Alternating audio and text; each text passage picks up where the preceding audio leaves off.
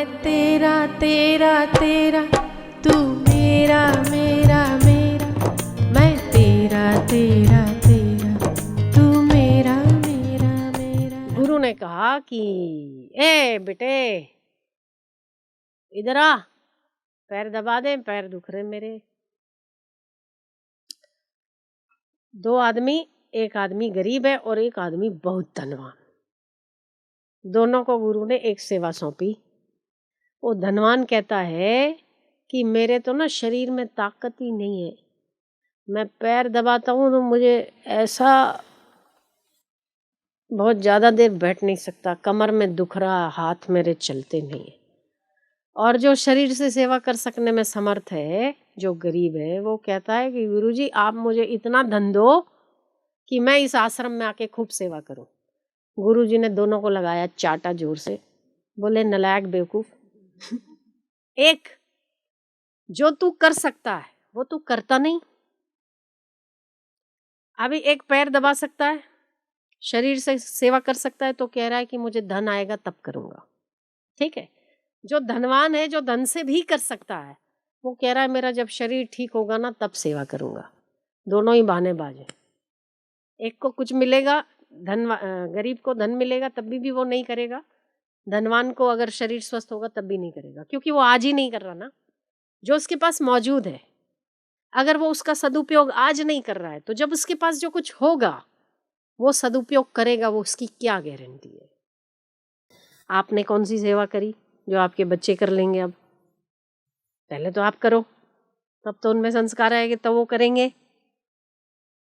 पहले तो आपको करना चाहिए, हो है ना? बरोबर, क्लियर ना?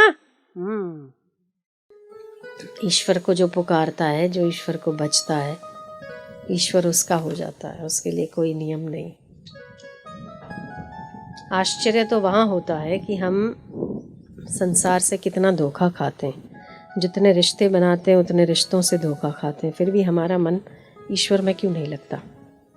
क्योंकि ईश्वर का महत्व नहीं है। संसार का जितना महत्व है उतना परमात्मा का महत्व नहीं है। परमात्मा का महत्व है तो वो, अगर जिसको भी ईश्वर का महत्व है, वो कभी उसको दुखी रख ही नहीं सकता, अगर तो महत्व है तो। संसारी कोई भी व्यक्ति बूढ़ा होके सुखी हो, मरा हुआ नहीं देखोगे आप। कितनी भी हिस्ट्री ले लो जमानों की, इस जमाने की नहीं, कई जमानों की हिस्ट्रियां देखोगे ना, तो संसार का होके बूढ़ा होके आदमी कभी सुखी नहीं मरा। पर जो ईश्वर के रास्ते पे चला वो कभी दुखी नहीं मरा, अगर वो ईमानदारी से चलता है तो। ईमानदारी से चलता है तो ईश्वर का रास्ता पहले कठिन लगता है, बाद में माल ही माल है। संसार का रास्ता पहले थोड़ा सा माल लगता है, बाद में बेहाल ही बेहाल है। ये संसार का दस्तूर है। जो जितना आसक्त है उतनी ठोकर ज़्यादा खाता है, जो जितना पकड़ ज़्यादा रखता है संसार में उतना ही धोखा ज़्यादा खाता है। सिंपल सा हिसाब है, 2 और 2 4, ऐसा है। सही क्या बोलते हैं तेलुगु में? सही है ना? उसको क्या कहते हैं? निजम ना, मतलब सही है ना? उसको निजमेला, निजम है ना? हाँ निजम है ना? हाँ, अब सही बोला मैंने। अच्छा, तो ईश्वर के रास्ते पर पहले पहले चलने में थोड़ी सी दिक्कत होती है, थोड़ी सी, पर बाद में बैठ के माल खाओ। संसार पहले पहले बहुत मलीदे वाला लगता है, एकदम मलाई मार के, बाद में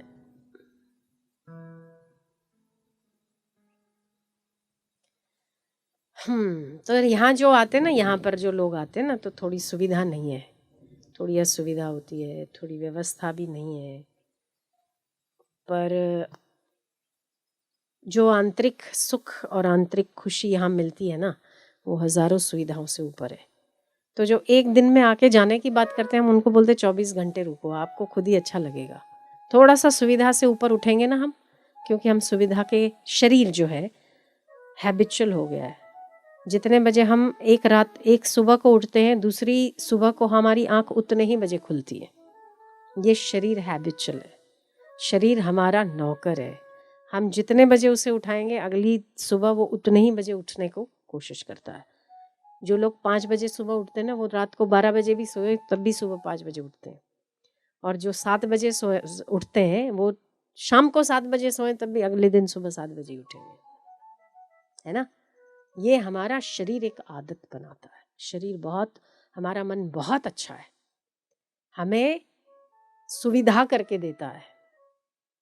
पहले कौन से अलार्म थे, घड़ियाँ नहीं थी ना, अलार्म नहीं थे ना, मोबाइल नहीं थे, तो टिक टिक नहीं बजती थी, फिर भी लोग उठते थे। अब मोबाइल कान में बजता है तो भी नहीं उठते ना, क्योंकि हमारे उठने की नीयत नहीं है ना।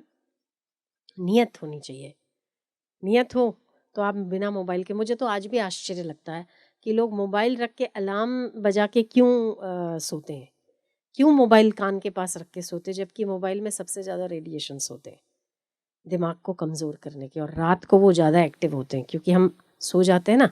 दिन में तो हम थोड़ा भी इधर उधर होते हैं, रात में हम सो जाते हैं तो हमारा अचेतन मन में उसके हो जाते हैं रेडिएशंस, तो हमारे ज़्यादा हमें नुकसानदायी होते हैं मोबाइल के वेव्स।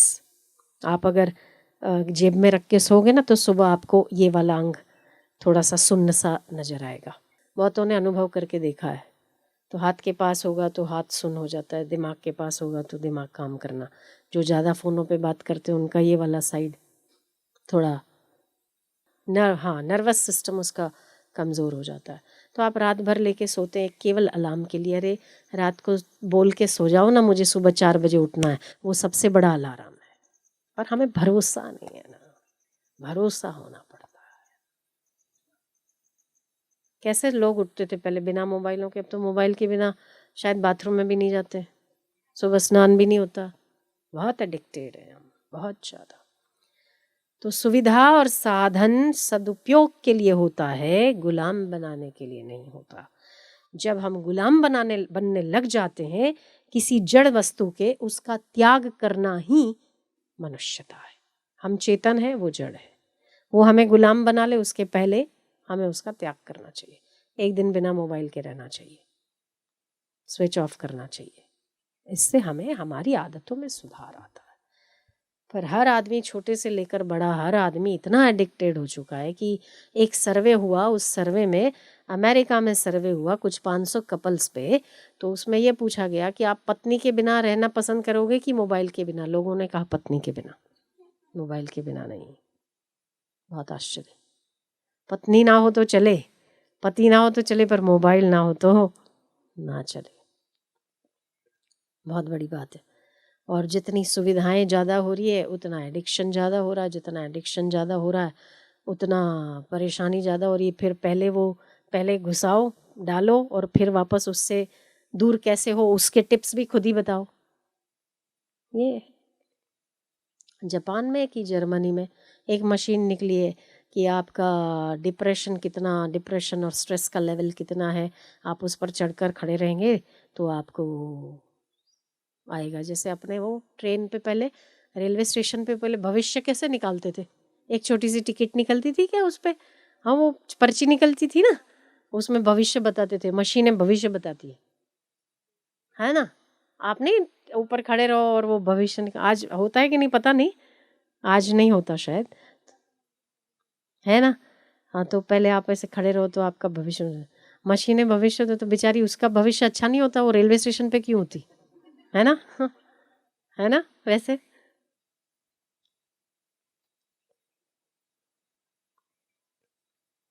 तो वहाँ पर वो स्ट्रेस, आपका स्ट्रेस का लेवल नापते हैं और फिर उसमें उपाय बताते हैं कि आपको 50 तक की गिनती यहीं पर खड़े रह के करनी है, आपका स्ट्रेस लेवल डाउन हो जाएगा।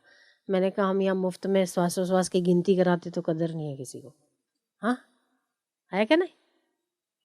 और उतना वो केवल आपका स्ट्रेस लेवल देखने के लिए 2,000 रुपये, उसके ऊपर खड़े रहो, 1 मिनट में वो पर्ची आ जाती है और उसमें उपाय नीचे लिखे होंगे। 50 तक की गिनती करो और या तो कोई अकेली ऐसी कोई जगह पे जाके ऐसा जोर से चिल्लाओ, सब स्ट्रेस बाहर। अच्छा आइडिया है, आइडिया अच्छा है। गला दुखाओ और स्ट्रेस सारा बाहर।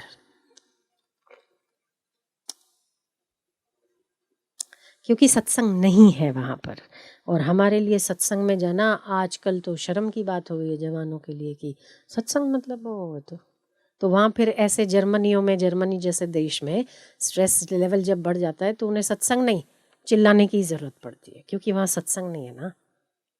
क्या? क्योंकि वहाँ भगवान नाम जप करके हम चिल्लाने से मतलब जो जप करके हम गाते हैं या ताली बजाते हैं, वहाँ पे हम स्ट्रेस लेवल नहीं निकाल सकते। अभी तो आप जो कीर्तन करते हो तो गा के उस संगीत से निकल जाता है ना, और वहाँ संगीत है नहीं, वहाँ भगवान नाम है नहीं, तो ऐसा करके चिल्लाओ जोर से तो निकल जाता है।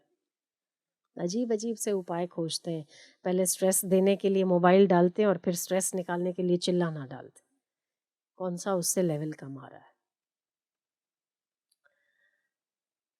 तो हमारे पास सब मुफ्त की चीज़ें मिलती है तो कदर नहीं है ना? यही है।